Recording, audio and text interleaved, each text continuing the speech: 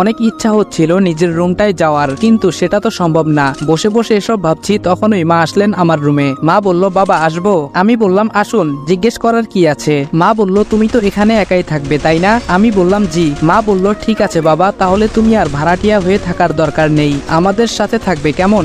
আমি বললাম, না। মা বলল, কেন বাবা? আমি বললাম, না, আমি খেতে পারবো না, আপনার কাছে কয়েকটা কথা বলতে চাই। মা বলল, হ্যাঁ বলো। আমি বললাম, আমার এই রুমে যেন কেউ প্রবেশ না করে, এই বিষয়টা আপনি সবাইকে জানিয়ে দিবেন। আর আমি শুধু এই বাড়িতে থাকবই, আমার খাওয়া নিয়ে আপনাদের চিন্তা করতে হবে না, আমি বাইরে থেকে খেয়ে আসবো। মা বলল, কিন্তু কেন বাবা? আমি বললাম, এত কিছু বলতে পারবো না, আপনি আমার কথাটা সবাইকে বলে দিবেন। মা বলল, আচ্ছা বাবা। উনি কথাটা মন খারাপ করে বললেন। আমারও ভেতরটা ছিঁড়ে যাচ্ছিল কথাটা বলতে, কিন্তু বাধ্য হয়েই বলছি, এত সহজে আমার পরিচয় দেওয়া যাবে না, আর মিশন শেষ হওয়ার আগে তো কোনোভাবেই কাউকে ঘরে প্রবেশ করতে দেওয়া যাবে না। যেহেতু এই বাড়ির খাবার খাবো না বলে দিয়েছি, তাই ফ্রেশ হয়ে বেরিয়ে গেলাম, কারণ প্রচুর খিদে পেয়েছে। পাশেই একটা ভালো রেস্টুরেন্টে গিয়ে দুপুরের খাবার খেয়ে বেরিয়ে পড়লাম। বাইরে এসে দেখি বাইক নেই। আমার বাইক কোথায় গেল? আজব তো। হঠাৎ মেয়েলি কণ্ঠে কেউ বলে উঠলো, বাইক খুঁজতেছেন? তাকিয়ে দেখি এ তো ইসি। সে এখানে কি করছে? আর আমি বাইক খুঁজতেছি, সে বা জানলো কিভাবে? মনে হয় অনেকক্ষণ থেকে এখানে দাঁড়িয়েছিল, কিন্তু আমি আসার সময় তো ও ছিল না।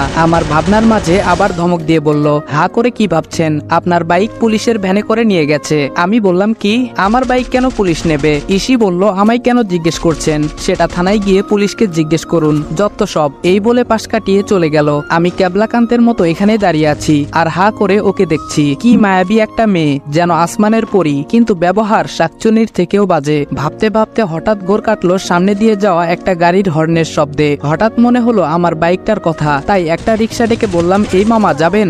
মামা বলল, হ জামু। কই যাইবেন? আমি বললাম, থানায়। মামা বলল, ভাড়া কিন্তু 50 টাকা দিবেন। আমি বললাম, আচ্ছা চলেন। আমাদের যাদের সামর্থ্য আছে তাদের কাছে আমার রিকোয়েস্ট, প্লিজ এই রিক্সা অটো ড্রাইভাররা 10-20 টাকা বেশি দাবি করলে তাদের সাথে বাজে ব্যবহার করবেন না, কারণ তারা আমার আপনার মতো 10 তলা বাড়ি বানাতে চায় না, তারা দুবেলা পেট পুরে খেতে চায়। থানার সামনে গাড়ি থামতেই নেমে ভাড়াটা মিটিয়ে থানার ভেতরে ঢুকে গেলাম। কনস্টেবল বলল, কাকে চাই? আমি বললাম, ওসি সাহেব কোথায়? কনস্টেবল বলল, স্যারকে কি দরকার? আমায় বলুন, যা বলবেন। বুঝলাম কথা বাড়িয়ে লাভ নেই, এতে আমারই সমস্যা হতে পারে, তাই পকেটে কিছু গুজে দিয়ে বাইকটা নিয়ে চলে এলাম। পুলিশের ঝামেলা পেরিয়ে আসতে আসতে প্রায় সন্ধে হয়ে গেল, তাই বাসার উদ্দেশ্যে রওনা হলাম। কাল থেকে কাজে লেগে পড়বো। হঠাৎ পুরুষ কণ্ঠে কেউ বলে উঠলো, দাঁড়াও। চেয়ে দেখলাম একজন ভদ্রলোক সোফায় বসে আছেন, সাথে একটি ছেলে। বুঝতে বাকি নেই উনি আমার বাবা। বাবা বলল, তুমি নিশ্চয়ই রাজ? আমি বললাম, জি।